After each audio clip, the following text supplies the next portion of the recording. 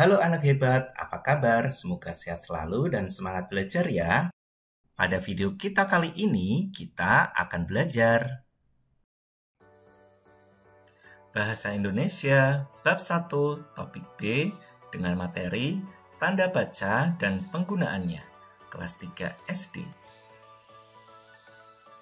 Mari kita baca teks yang berjudul Tanaman Lani. Lani suka bercocok tanam. Lani menanam banyak tanaman bunga di halaman rumahnya. Ada bunga mawar, bunga melati, dan bunga anggrek. Setiap hari, Lani menyiram tanaman bunganya. Tanaman bunga Lani tumbuh dengan subur. Apa bunga yang kalian suka? Ceritakan bunga kesukaan kalian. Setelah kalian membaca teks tersebut, coba perhatikan tanda yang ada lingkaran merahnya. Apakah kalian tahu tanda-tanda apa itu? Ada tanda titik, tanda koma, tanda tanya, dan tanda seru. Ya, tanda-tanda tersebut disebut dengan tanda baca. Lalu, apa itu tanda baca? Tanda baca adalah tanda yang digunakan dalam sistem ejaan. Tanda baca membantu pembaca memahami intonasi, jeda, dan makna tulisan, sehingga pesan lebih jelas dan mudah dimengerti. Kita akan mempelajari tanda-tanda baca pada video kita kali ini. Kita mulai dengan tanda titik. Perhatikan teks berikut.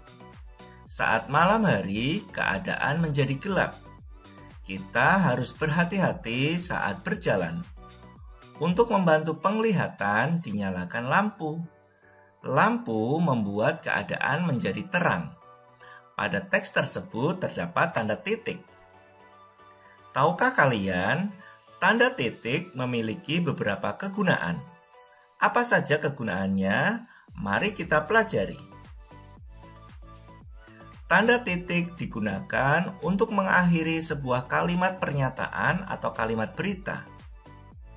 Contohnya, saya suka membaca buku. Saya sedang belajar. Dua contoh tersebut merupakan contoh kalimat pernyataan atau kalimat berita yang diakhiri dengan tanda titik.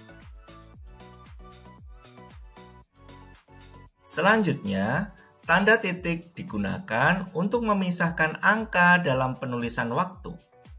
Contohnya, Meli tiba di rumah Ahmad pukul 9. Pukul 9 malam, Dwi sudah tidur.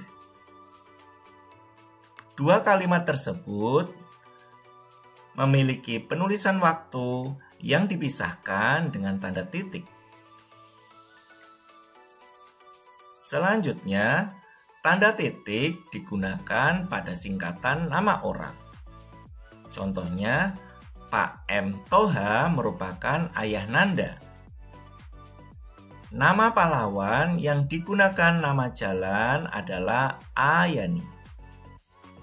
M. Toha, M di sini kemungkinan merupakan singkatan nama orang yaitu Muhammad. Sedangkan kalimat yang kedua, Ayani, A di sini merupakan singkatan dari nama orang yaitu Ahmad.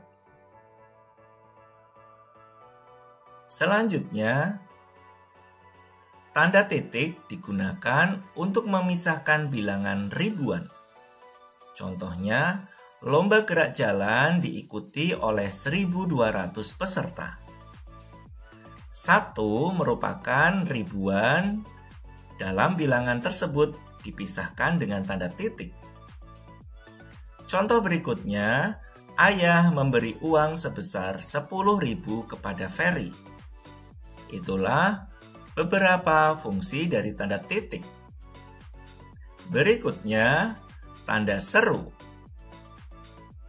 Perhatikan kalimat-kalimat berikut ini. Ikutlah ke taman bermain besok. Ceritakan pengalaman liburanmu. Jangan bermain terlalu lama. Tahukah kalian, tanda seru menggambarkan kesungguhan atau emosi yang kuat. Mari kita pelajari fungsi dari tanda seru. Tanda seru digunakan untuk mengakhiri kalimat perintah. Contohnya, datanglah ke sekolah tepat waktu. Buanglah sampah pada tempatnya. Kedua contoh tersebut merupakan contoh kalimat perintah yang diakhiri dengan tanda seru.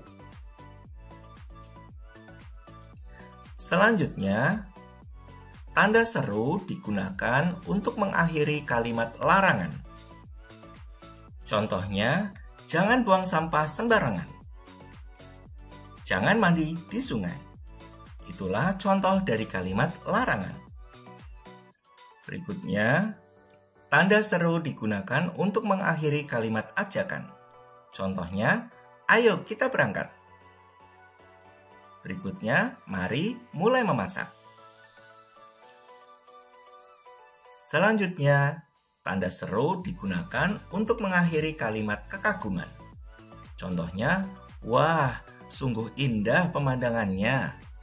Contoh lainnya, rumahmu bagus sekali. Itulah contoh kalimat yang mengungkapkan kekaguman. Tanda tanya. Perhatikan kalimat-kalimat berikut ini. Di mana bolaku, Bu? Siapa namamu? Bagaimana cara membuat bakso? Itu adalah contoh dari kalimat-kalimat tanya. Tahukah kalian, kalimat tanya adalah kalimat yang digunakan untuk menanyakan sesuatu. Tanda tanya digunakan untuk mengakhiri akhir kalimat yang berupa pertanyaan.